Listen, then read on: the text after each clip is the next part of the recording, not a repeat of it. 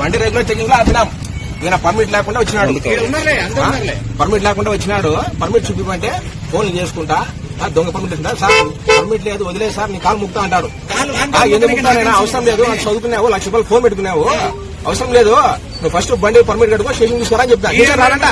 Station రానంట ఇంకా బండి అడ్డం పడుకుంటా. నేను షర్ట్ చింపినాడు, షర్ట్ చింపినాడు. స్టేషన్ ఫోన్ చేసి చెప్పినాను వస్తారు. సరే అన్న ఇక్కడ మీరు కొట్టారట కదా సార్, ఎందుకు కట్ట ఆగినాడు, నా మీద దాడి చేసినాడు. ఆయన మీరు కొట్టలేదా? ఆయన నాకేమొస్తా, నేను కార్లో కూర్చున్నా, నేను కార్లో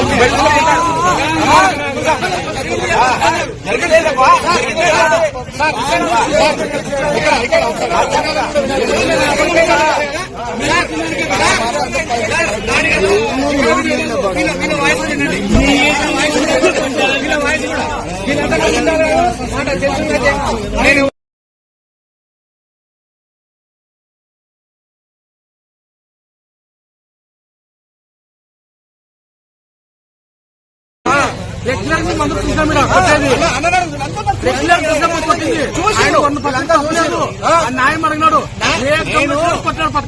పేపర్లు బరాబర్ చూసిన పర్మిట్ చూసే ఫోన్ ముందుకొని వచ్చి ఇంతమంది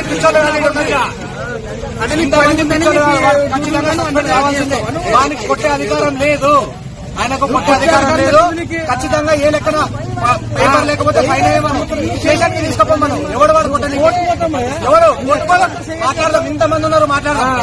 ప్రతి ఒక్కరు చెప్పాడు వాడి మీద దాడి కాదు, ఇంతమంది ఫోన్లో చేస్తున్నాడు. వాళ్ళ బ్రదర్ కి ఫోన్ చేస్తున్నాడు. ఒక్క దెబ్బలు వచ్చి ఆయన కొట్టేసిన తర్వాత ఆయన సార్ది ఫోన్ లోపల పెట్టుకోడింది.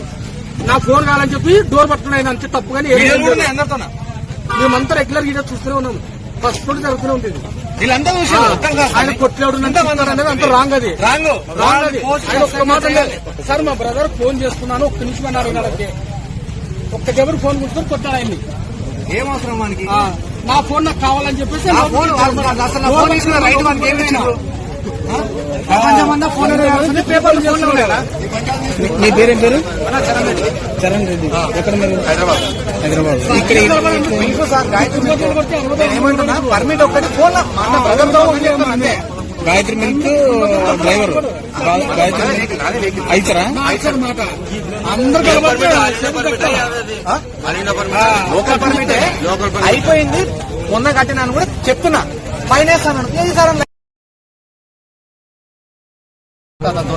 ఇంతమంది ఉన్నారు సార్, నేను ఒక్కని చెప్తే తప్పేమో. ఇంతమంది లైవ్ లో చూసారు, ఇంతమంది లైవ్ లో చూసా చేస్తున్నారు. వానికంత తలపొగరు అవసరం లేదు. ఎవరన్నా కానీ ఎవరి రైజ్ ఉంది, పూలంది పూలంలో